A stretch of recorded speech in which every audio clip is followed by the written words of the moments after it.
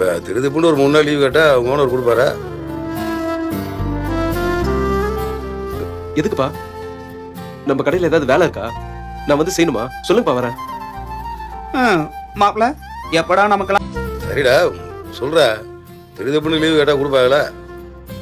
அப்படி கொடுக்க மாட்டாங்கடா சொல்லு, நான் வேண்டாம் வந்து உங்கள் ஓனர்கிட்ட பேசி பார்க்குறேன். அண்ணா என்ன குழந்தையா? அப்பாவை கூட்டு போய் லீவ் கேட்கறதுக்கு?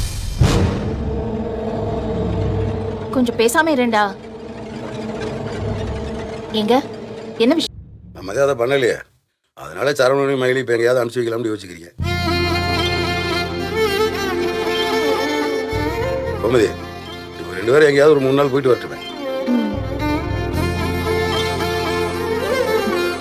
சரவணா ஒரு 3 நாள் லீவ் போட்டுறா. உன்னை ஹனிமூன் போயிட்டு வர சொல்றாரா? ஹனிமூன்?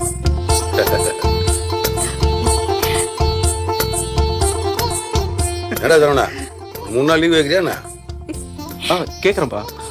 அப்பா இப்போ என்னப்பா அவசரம்? கொஞ்சம் பொறுமையாக போய்க்கிறோமே. செந்தில் இருக்கான், கதிர் இருக்கான்,